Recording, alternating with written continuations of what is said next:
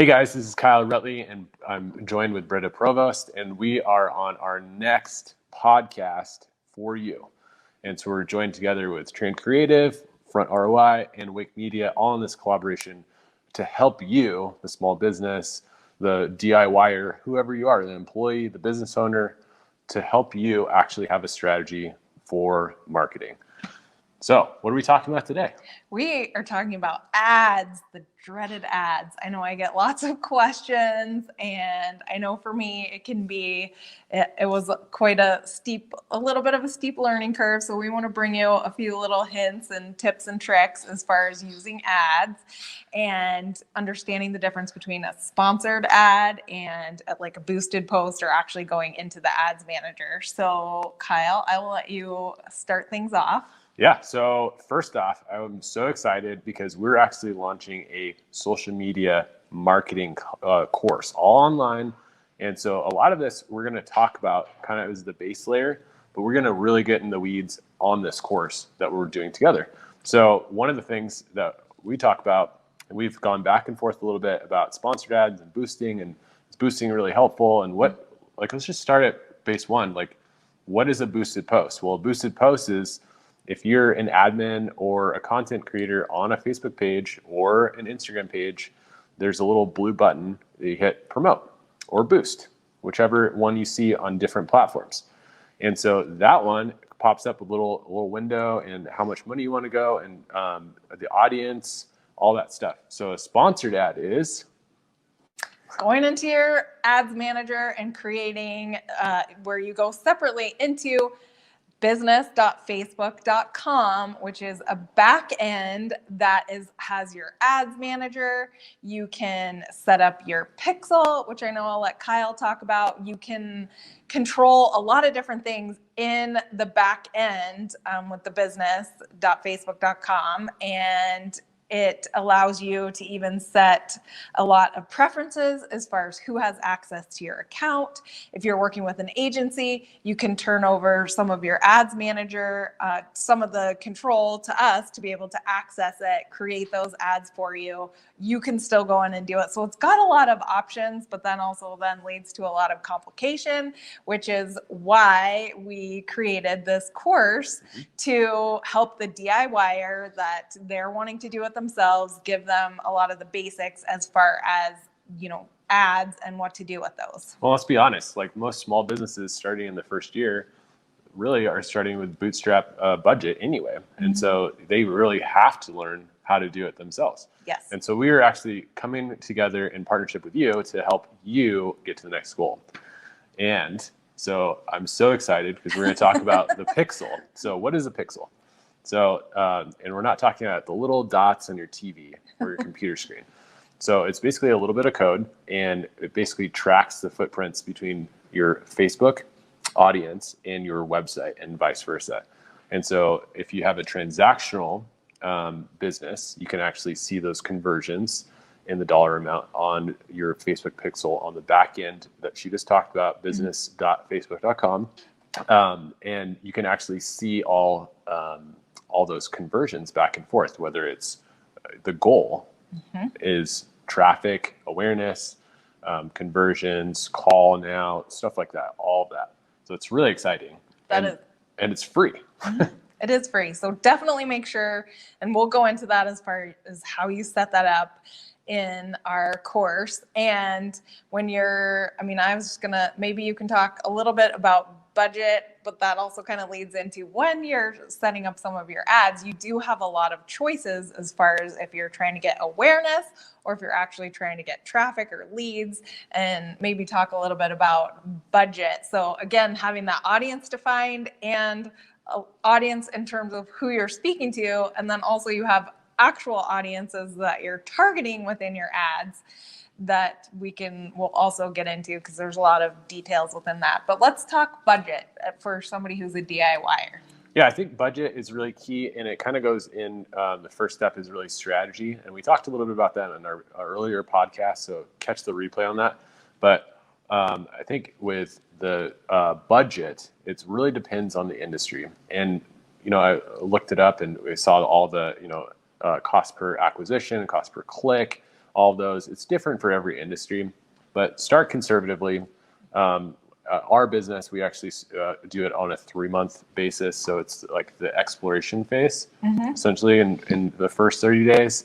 And then it's like the retargeting and collecting of those audiences in the second, and then it's go month in the third. How do you guys do it?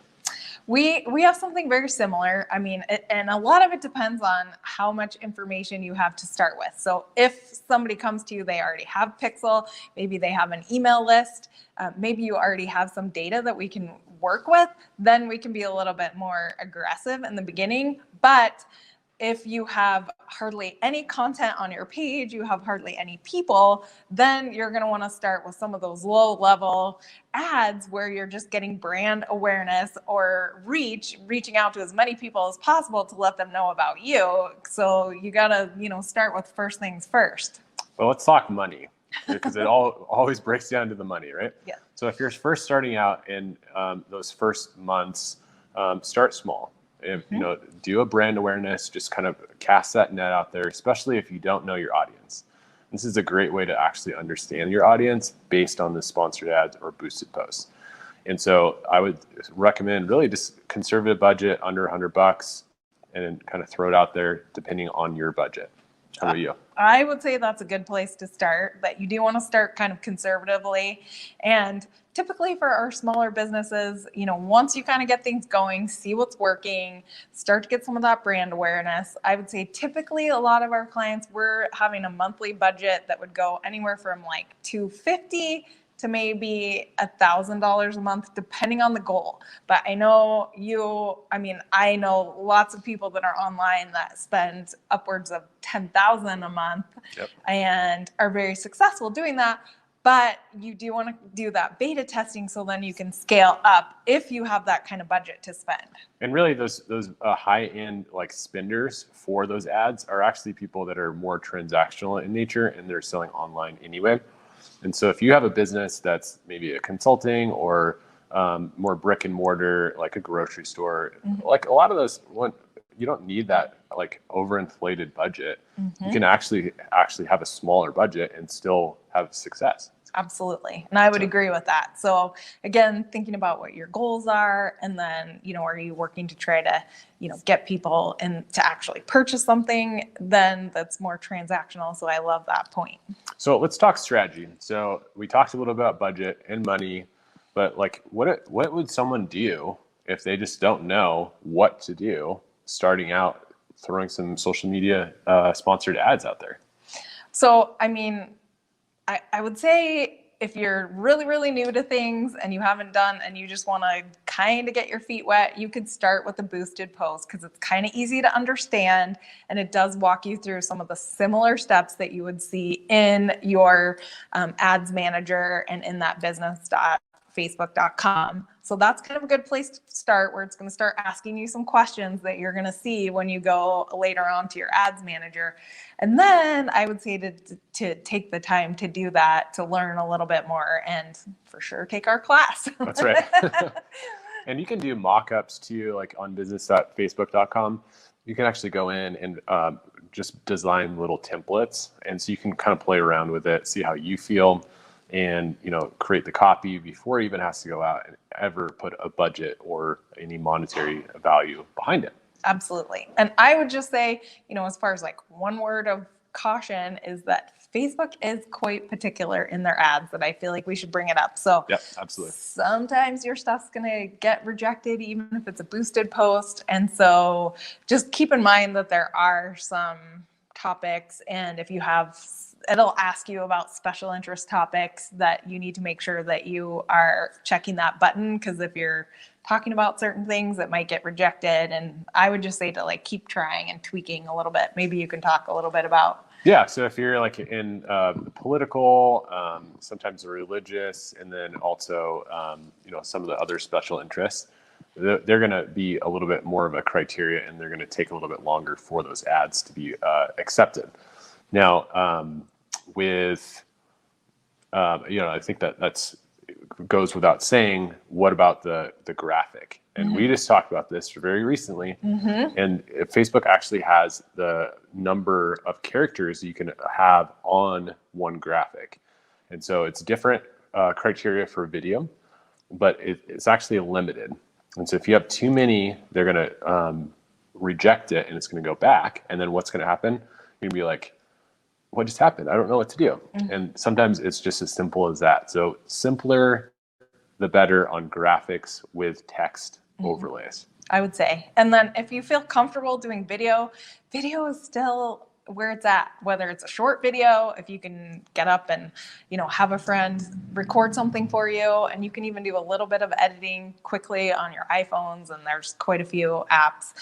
But I mean, I would say personally to start with your story is a great place to start, rather than creating some, if you're doing it yourself, rather than trying to create some crazy ad or get all technical with certain graphics, but just to think about telling your story. And a real simple formula for that is, this is what life was like before, this is the thing that happened, and then this is what life was like after. So if you just share a little bit of your story, or you can share customer stories, I think those are always easy to go back to.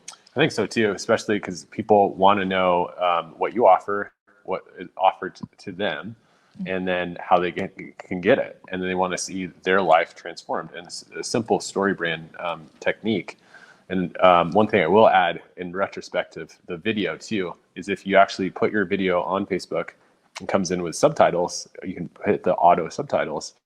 And if you're anything like me, I don't want to disturb the rest of the people in my office. And so what I do is I watch those videos and I can read those subtitles and without even clicking the audio whatsoever. Absolutely. We work towards having subtitles on everything. And just a little trick that if you're doing that as well, another little hack is that a lot of times a lot of my stuff is on Mac or the iPhone, and you have to do that in Google Chrome. And so, or one of the other, not in Safari, it doesn't work.